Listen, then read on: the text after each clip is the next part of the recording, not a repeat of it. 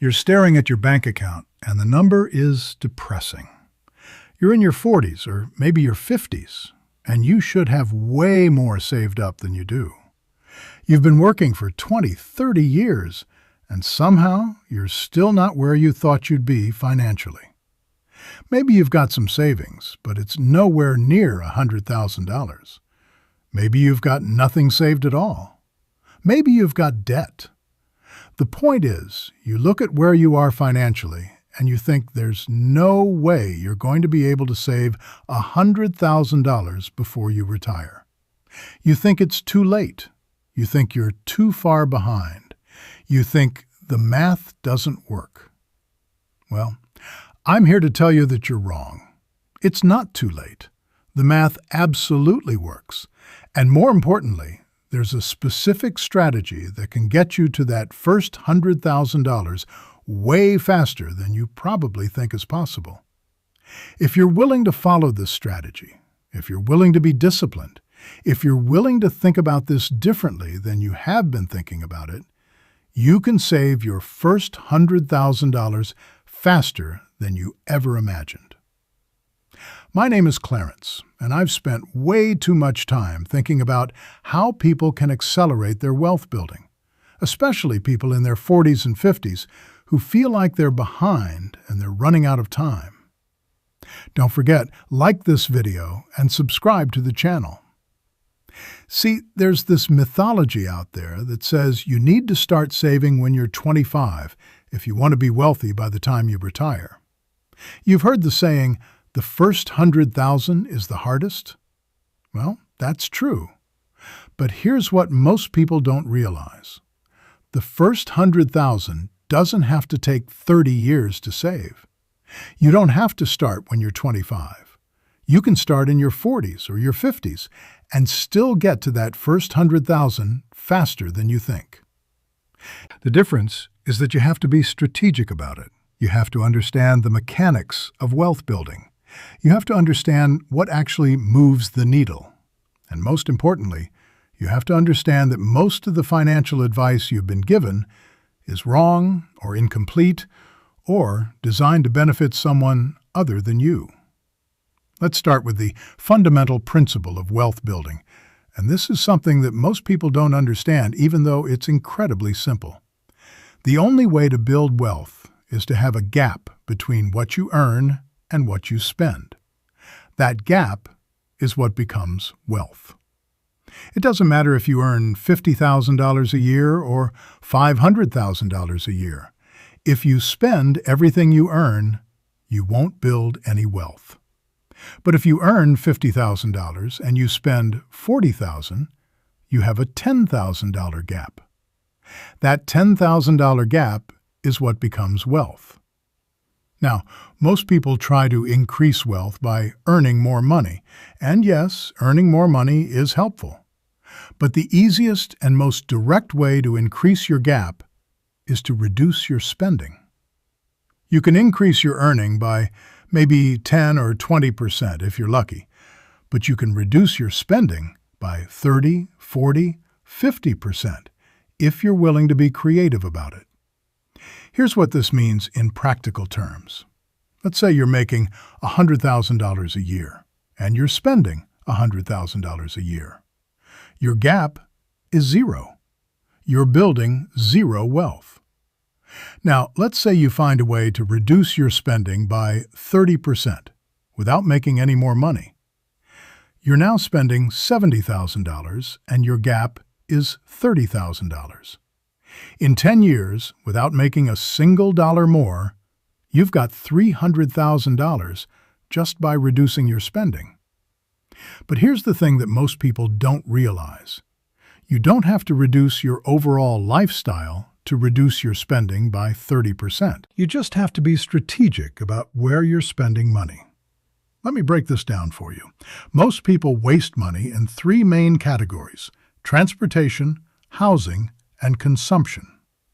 Let's start with transportation. The average American spends about $10,000 per year on transportation.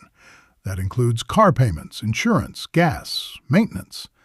That's absolutely insane. But most people think it's normal. What if you could reduce that to $5,000 per year? You just saved $5,000.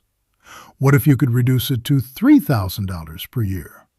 You just saved $7,000. How do you do that? Well, you could buy a reliable used car instead of a new car. You could drive less if you work from home or carpool. You could move closer to work if possible. The point is that there are ways to reduce transportation costs without destroying your quality of life. Next, let's talk about housing. The average American spends about $18,000 to $20,000 per year on housing. That's mortgage or rent, property taxes, insurance, utilities, maintenance. That's a huge chunk of money. Now, I'm not saying you should move into a cardboard box under a bridge, but what if you could reduce your housing costs by 20%? If you're currently spending $20,000, could you get it down to $16,000? For some people, that might mean moving to a smaller house. For some people, that might mean getting a roommate to split costs. For some people, it might mean moving to a different area with lower property taxes. The point is that there are usually ways to reduce housing costs if you're creative. Next, let's talk about consumption. Most people waste an insane amount of money on things they don't need. They go out to eat instead of cooking. They buy clothes they don't wear. They buy subscriptions they never use. They impulse buy things online. They waste money on coffee and convenience and all sorts of small things that add up to huge amounts. Let's say you reduce your discretionary spending, your eating out, your shopping, your subscriptions, by 50%. That could easily save you $5,000 to $10,000 per year. When you add all this up, when you strategically reduce transportation costs, housing costs, and consumption, you could easily increase your gap from $0 to $30,000, $40,000, $50,000 per year without making a single dollar more. And that gap is what becomes wealth. Now, let's talk about the second part of the equation, which is making more money. Most people think that in order to increase their income, they have to ask for a raise at their job, or they have to get a promotion. And yes, that's one way. But there are other ways. You can create additional income streams. You can start a side business. You can freelance in your field. You can create content online. You can invest in rental properties. You can do consulting. There are so many ways to create additional income if you're willing to put in the effort. Now, here's the thing about additional income that's different from your primary job income. Additional income is incredibly valuable for wealth building because you can treat it differently. Your primary job income is for living your life, for maintaining your lifestyle. Your additional income can be specifically earmarked for investing. You don't have to spend it on your lifestyle. You can invest every dollar of it. Let's say you create a side business that generates $10,000 per year. You don't use that to upgrade your lifestyle. You don't buy a nicer car or a bigger house. You invest every dollar of it. Now you've increased your gap by $10,000 on top of whatever you saved by reducing expenses. If you reduced expenses by $30,000 and you created $10,000 in additional income, your gap is $40,000 per year. In 2.5 years, you've got $100,000. In 5 years, you've got $200,000. That's the power of being strategic about your gap. But here's where it gets even more interesting, and this is where most people miss the opportunity. Once you've got a gap, once you've got money to invest, the next question is where you should invest it. And the answer is not complicated. You should invest in things that grow and compound.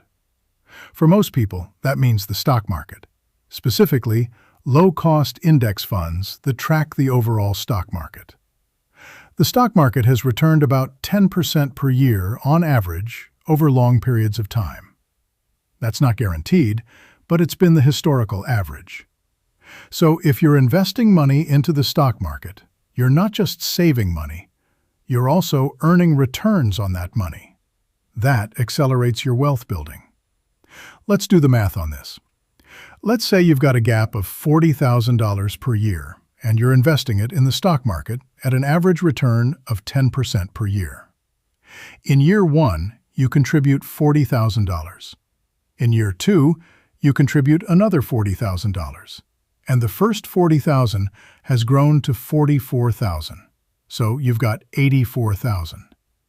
In year three, you contribute another $40,000. The $84,000 has grown to about $92,000. So you've got $132,000. You've hit your goal of $100,000 in a little over 2.5 years. And that's with a conservative 10% return. If the market does better, you get there faster. Now, I know what some of you are thinking. You're thinking, I can't save $40,000 a year. I barely make enough to cover my expenses. And I hear you. That's a real concern. But here's the thing. The math works at any level. If you can only save $10,000 per year, the same principle applies. You're just on a longer timeline. In that case, with a 10% return, you'd hit $100,000 in about 7 to 8 years. If you can save $20,000 per year, you'd get there in about 4 to 5 years. The point is that the timeline is entirely dependent on your gap. The bigger your gap, the faster you get to $100,000. And the way you increase your gap is by reducing expenses, increasing income, or both. Here's another thing that most people don't realize. Once you get to your first $100,000, the next $100,000 comes way faster. This is what Charlie Munger, Warren Buffett's partner, was talking about when he said the first $100,000 is the hardest. The reason is that once you've got $100,000 invested, earning 10% per year, that's $10,000 a year coming from your investments with zero effort. You're not working for that. It's just showing up because your money is working for you. So your gap increases automatically. You're not just saving from your job, you're also earning from your investments.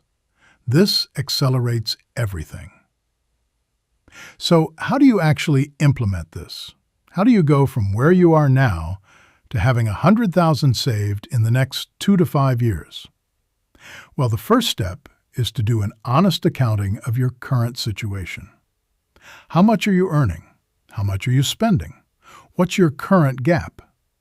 If your gap is negative, if you're spending more than you earn, then that's your first priority. You need to figure out how to stop the bleeding before you can start building wealth.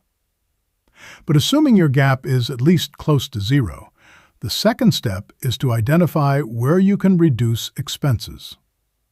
Look at your 3 biggest spending categories: transportation, housing, and consumption. In each category, ask yourself, can I reduce this by 10%? By 20%? By 30%? Write down specific ways you could reduce each category. The third step is to identify ways you can increase your income. Can you ask for a raise at your job? Can you get a promotion? Can you find a side job or a side business? Can you freelance? Can you do something online? Be creative. There are almost always ways to increase your income if you're willing to put in the work. The fourth step is to create a specific goal. I want to save $100,000 by this specific date. Write it down. Make it real. The fifth step is to automate your saving and investing. Set up automatic transfers from your paycheck to your investment account. You should never even see the money. It should just move automatically from your checking account to your investment account. This removes the temptation to spend it. The sixth step is to educate yourself about investing. You don't need to become an expert. You just need to understand the basics. Understand what an index fund is. Understand what a diversified portfolio looks like. Understand the difference between a Roth IRA and a traditional IRA. Understand tax-advantaged accounts. Education is the best investment you can make because it informs all your other decisions. The seventh step is to stay consistent. This is the most important step. You're going to want to give up. You're going to see your friends buying new cars and taking expensive vacations, and you're going to want to join them. You're going to feel like you're sacrificing too much. But if you stay consistent, if you stick to your plan, in 2 or 3 or 5 years, you're going to have $100,000, and they're still going to be broke. That's worth the sacrifice. The eighth step is to celebrate milestones. When you hit $25,000, celebrate. When you hit $50,000, celebrate. These milestones are proof that the strategy is working. They're proof that you can do this, and they motivate you to keep going. The ninth step is to think about what happens after you hit $100,000. Do you keep going? Do you switch to a different strategy? Do you start investing in real estate? Do you start a business? Having a plan for what comes next keeps you motivated. The 10th step is to remember why you're doing this. You're doing this for freedom. You're doing this for security. You're doing this so you don't have to work forever. You're doing this so you have options. Remember that when you feel like giving up. Here's the thing that I want you to really understand.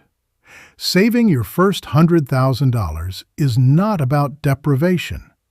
It's not about living like a monk and never enjoying your life.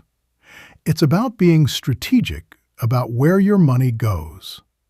It's about understanding that every dollar you spend on something unnecessary is a dollar you're not investing that could grow to $3 or $4 in the future. It's about understanding that the choices you make today determine the options you have in the future. If you spend an extra $200 this month, that's money you're not investing. If that money had been invested for 5 years at 10% returns, it would have grown to over $300. So that $200 purchase has actually cost you more than $200. It's cost you $300 in future wealth.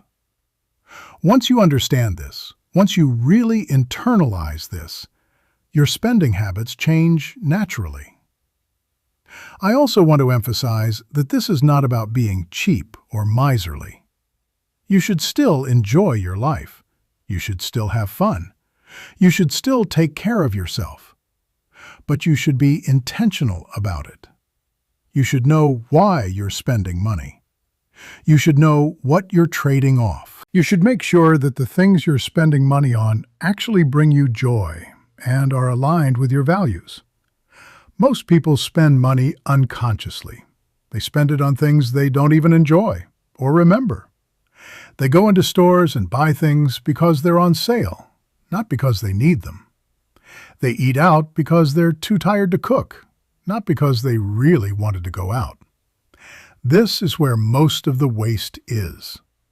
If you eliminate unconscious spending, you can reduce your expenses by 30, 40, 50% without feeling like you're sacrificing at all. Another thing I want to emphasize is that increasing your income is often easier than people think. Most people underestimate how much they can earn outside their primary job. You might think you can only make a few $100s a month with a side business. But actually, if you're strategic about it, if you use your existing skills, if you understand the market, you can make much more. A consultant might charge $200 per hour. An online course creator might make thousands of dollars per month. A freelancer in their field might make 50% more than their day job. The point is that there's a lot of opportunity out there if you're willing to look for it. So here's my challenge to you. Don't accept the narrative that it's too late, that you're too far behind, that you can't build wealth. That's not true. If you're willing to be strategic, if you're willing to increase your gap between income and expenses, if you're willing to invest that gap in the stock market, you can build serious wealth in the next 5 years or less. You can save your first $100,000. You can get to $1 million. You can create financial security and freedom for yourself. It's not easy. It requires discipline. It requires sacrifice. But it's absolutely possible. The question is, are you willing to do it? That was your friend Clarence Capital. Don't forget, like this video and subscribe to the channel. Check out the next video. Take care of yourself, your finances, and most importantly, your time. Good luck.